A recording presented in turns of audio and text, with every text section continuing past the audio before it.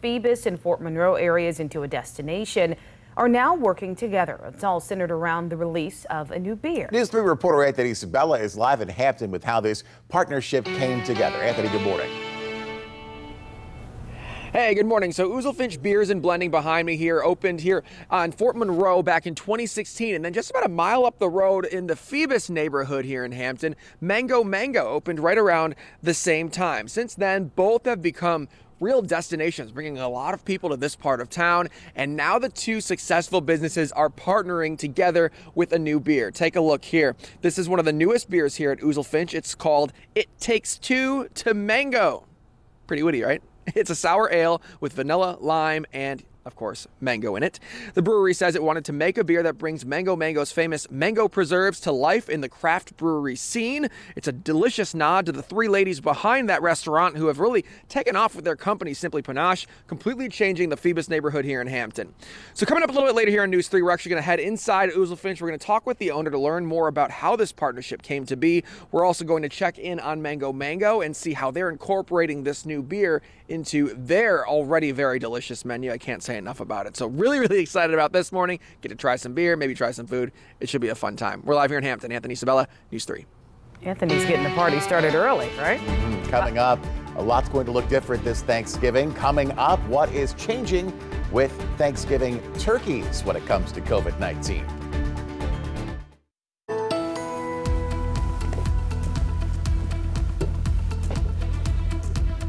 Well, we're nice and sunny for today. We're starting off with clear skies for this morning. Temperatures as you step out on your Thursday into the low to mid 60s. So a comfortable start for this morning, and you'll notice a nice cool down for this afternoon. Despite the sunshine, we are not going to warm up a whole lot for today.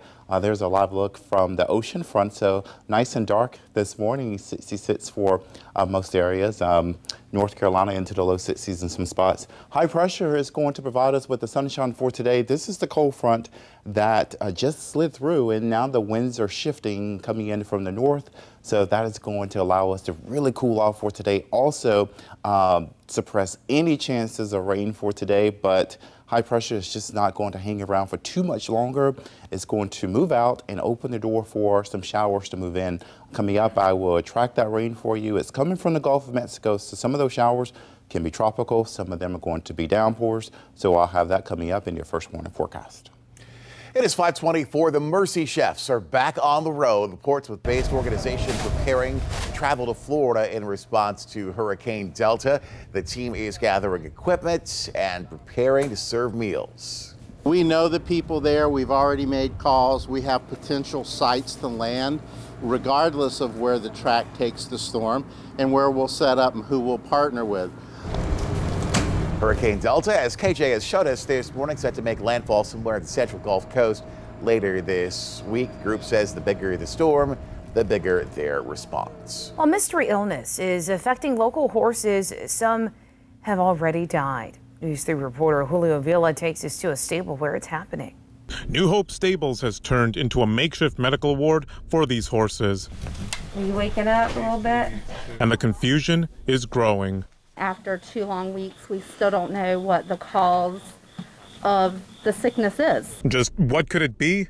They've been seen by vets, researchers, even the North Carolina Department of Agriculture, and so far, no diagnosis. Our vet has reached out all over North Carolina, all the way to California, up and down the East Coast, just trying to find another case that's similar, and nobody has found anything that's been like this. They've ruled out common horse illnesses, even coronavirus, and out of the 17 horses, 5 are in critical condition, the rest are still ill, and 4 have died, leaving sorrow and tears. It's heartbreaking not knowing what anybody would die from. This is Sonny, one of the sick horses, and as you can see on his neck, he has an IV tube connected into him. We're actually told he's gone through 12 bags of IV in the last 24 hours.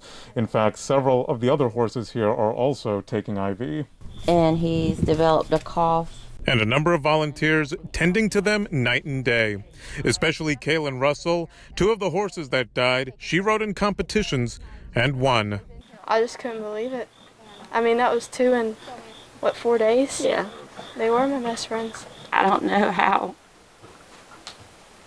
if it is, how are we going to move forward from here, losing such wonderful horses? There's a GoFundMe page, as well as other ways you can help the horses recover. All of that on WTKR.com. In Hertford, Julio Avila, News 3. 526, let's talk turkey. You can expect the Thanksgiving centerpiece to be a bit smaller this year. During the pandemic, fewer people will likely be around Thanksgiving tables, meaning many households are looking to buy smaller turkeys. Grocery stores, distributors, and farmers are adjusting. For example, some chains are stocking more smaller birds. Walmart increasing its availability of boneless and bone-in turkey breasts. And a commodity research firm says retailers and distributors will buy more hens, which are smaller than male birds. 527 coming up. Parents reacting to the news as someone who rode on a Virginia Beach City public school bus testing positive for COVID-19. The information sent out to families and staff coming up. WTKR News 3. News 3 this morning starts right now. President Trump and I trust the American people to make choices in the best interest of their health. Let the American people fill that seat in the White House. Facing off, Vice President Mike Pence and Senator Kamala Harris from health care to the vacancy on the Supreme Court this morning. We are highlighting some of the main issues from last night's late night debate. Taking action for the jobless. Governor Northam expanding a workforce program. What it means for the more than 1 million Virginians filing for unemployment. It's kind of a matter of time. I'm a little sad that it happened so quickly. Parents now responding after a Virginia Beach student tested positive for COVID-19 after riding on a school bus. The info being sent out to parents and staff now. And taking a live look over downtown Norfolk as we wake up on this Thursday morning. Meteorologist KJ Jacobs tracking Hurricane Delta and what it will bring our way in the coming days. 5:31 now. Thanks for waking up with us here at News 3. I'm Jessica Larche. I'm Blaine Stewart. Let's get to KJ right now. He is in for Miles in the First Warning Weather Center. Look, Chesapeake almost cool this morning. Almost cool, just a few degrees cooler than most spots at 59. Williamsburg at 61, 68 in Norfolk. So yes, just a matter of miles separating the two, but many degrees in between Norfolk and Chesapeake for this morning. But we'll all come together nicely for this afternoon with temperatures into the low to mid 70s with plenty of sunshine for everyone. And that's because of high pressure. This is going to keep us nice and sunny for today. Widespread sunshine across the mid-Atlantic. The cold front passed through overnight, so it has opened the door with that northerly breeze. But the focus this morning, weather-wise, is in the Gulf of Mexico. This is a massive storm. Notice how it's continuing to spread across the Gulf of Mexico, and hurricane hunters are going to investigate this today. We're looking at the width of this thing, and it's moving towards the northwest, and then it's going to shift back towards the north. But notice those outer bands already in place. We have hurricane alerts up and down the Gulf Coast because this storm is certainly going to be another big-time threat for this region, already hit hard just weeks ago from Hurricane Laura. Now, coming up, I'll have the latest track on this and timing out the showers because there's going to be some of that rain moving into our direction over this weekend. 5:32 right now as we update breaking news in Chesapeake, where one adult has been injured and 4 other people forced out of a burning home early this morning. You're looking live right now at the scene on Poindexter Street, where fire crews have been out since about 2:30 this morning. You can see they have a ladder truck out there, as well as many other firefighters on the ground, still working on the hot spots right now. Firefighters do tell us there were 5 pets inside the home when the fire started. Early this morning, we know at least 2 of the dogs there have escaped safely. Firefighters still trying to determine how the fire started. As soon as new details come in, we'll let you know first here on News 3 and on WTKR.com and the News 3 app. It is 5:33 right now. Well, another local school district is taking steps to bring children back to the classroom. Hampton City Schools approving a plan last night, but not setting a date for when that will begin. Face masks and face shields will be provided to staff and students. The masks are required to enter school buildings. Now, desk setups in the classroom, they must maintain at least 3 feet of physical distance All students and staff must perform a health assessment before returning to school. Stricter guidelines for visitors as well as disinfecting protocols will also be in place. Hampton also says school nurses have undergone training for contact tracing measures. Yes, Health Services has a database that we use to track those students and staff with symptoms, as well as those students and staff who may have come in contact with someone with a positive COVID, as well as those that have positive COVID tests. Now, the Hampton school system is also working on ways to keep students safe when eating. Now, again, no date has been set for when this will begin. 5:34 now, with schools bringing students back to class. They're doing what they can to stop COVID-19 from spreading, but we're still living during a pandemic, and it doesn't take much to get someone sick. This morning, parents in one local school district now know someone on a school bus tested positive for the virus. So let's get a live update now from News 3's Anthony Sabella. Hey, good morning, Jessica and Blaine. So we don't know if this person who tested positive is a child or an adult. The school division didn't specify that, but they did say that this person did recently ride one of their school buses. Now, the Virginia Beach School Division tells us they sent a letter to affected families and staff on Wednesday. It reads, in part, the health and safety of our entire community is of utmost importance for everyone at Virginia Beach City Public Schools. The school division was informed late yesterday of an individual who was on bus number 184 on September 30th through October 2nd and has since tested positive for COVID-19. Now, the school division added it does not believe the affected person has a good chance of spreading the virus because that person was wearing a mask and social distancing. Earlier this week, we talked with the district's transportation department, who told us they're looking to medical experts on how best to transport students. We have the seats assigned. We use the airline industry method of assigning seats, and those children will sit in those seats for the remainder of the year. That helps us with contact tracing in case we need to do that.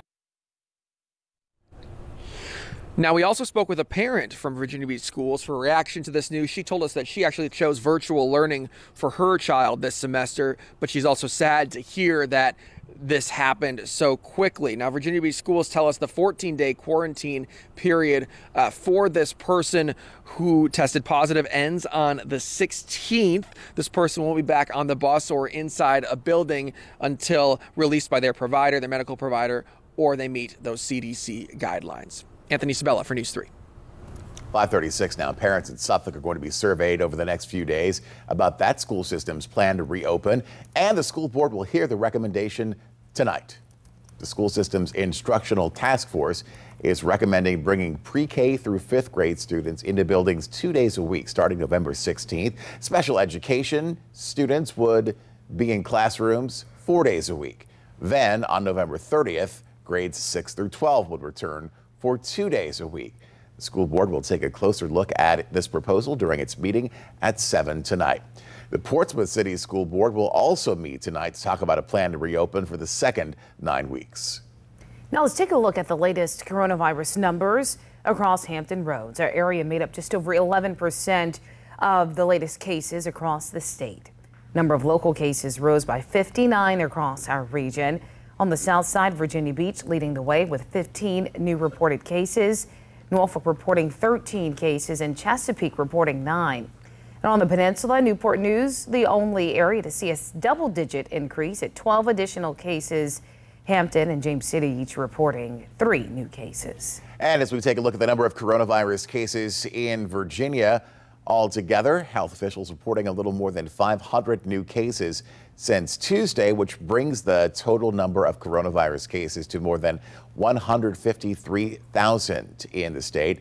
Deaths are up by 12 since Tuesday, reported in 4 local cities, York County, and then 3 local cities, Virginia Beach, Portsmouth, and Suffolk. 5:38, let's get you an update on the roads with Ted Noah. Hey Jess, overall a clean slate here in terms of accidents or things that'll slow you down, except for congestion. We have that on 564 westbound. And going out to the live VDOT camera here, this is basically in between the runway tunnel and gate 3A. You can see it's pretty clogged up. So if you're heading into base or you have to take 564 westbound in the area, be prepared with an extra 5 to 10 minutes. It's pretty slow, only moving about 10 miles an hour. A couple things happening at the Coleman Bridge today. We have a full opening at 9 o'clock this morning, but then notice I have 10 a.m. to 1 p.m. There's a few bridge openings that are going to be scheduled during that time. The advisory says they won't last more than 20 minutes, but that still can slow you down. So be prepared to add a little extra time to that drive. A new plan to get Virginians back to work coming up, how an existing community college program could pave the way to connect employers to potential employees. From the JES First Warning Weather Center, here's meteorologist KJ Jacobs. Well, all eyes are certainly on the Gulf of Mexico. We are tracking Delta right now. You can see it's a Cat 2 for this morning, but by this afternoon or tonight, it could be a major hurricane yet again. It is certainly widening as well this morning. Notice the expansion of this hurricane covering a lot of water in the Gulf of Mexico, and you can see those outer bands are already moving on to land. The current stats right now, max sustained winds at 100 miles per hour. We have wind gusts at 120 miles per hour. It is moving towards northwest at about 15 miles per hour, and then it's going to drag a lot of that moisture. You can see that rain shield right there over land. A tremendous amount of rainfall likely to impact the same areas already hit hard by Hurricane Laura just 6 weeks ago. Here at home, we're going to pick up on some of that moisture as well coming in out of the Gulf. That tropical rainfall, we could pick up about 1 inch to 1.5 inches in some areas with localized higher amounts. So we'll have to watch it closely, especially Sunday into your Monday as we start to see those rain chances going up. So here's a look right now for this morning. Starting off nice and dry, clear skies out there. Nothing to worry about weather-wise for your morning drive on this Thursday. And we're going to see some changes, however. This time tomorrow morning, more clouds in the sky, but I wouldn't worry too much about the rainfall by tomorrow morning. Into tomorrow afternoon, as well as into Saturday morning, still a dry time out there. Even though the system is getting ever so closely into the mid-Atlantic, the rain is going to take its time getting here, but we can see an isolated shower out ahead of it. By and large, most will stay dry to kick off your weekend, but the chances will go up late Saturday, especially into your Sunday. Scattered showers are likely for Sunday afternoon, Sunday night, into the start of your Monday, and you can see that rain kind of hanging around into your Monday. Once this system moves out, there's going to be a cold front to approach us as well, and that'll keep a small chance of rain around for the first half of the week. So this is a breakdown of the rain chances. Thursday, Friday doesn't make the mark there. The percentages does not exist. We have 20% for Saturday, 50% the rain chances will spike for Sunday. So you can see Sunday is going to be your wetter of the 2 days for this weekend. But today, however, soak up the sunshine for today. A beautiful day from start to finish. We'll have cooler afternoon with temperatures into the 70s compared to yesterday. And we'll continue with 70s. But we'll start off tomorrow morning a little bit cooler than where we are for this morning at 55, 71 for tomorrow afternoon. Just a difference in sky conditions by tomorrow. The rain holding off until this weekend, but you can see it here. Notice the rain icons for Sunday into Monday.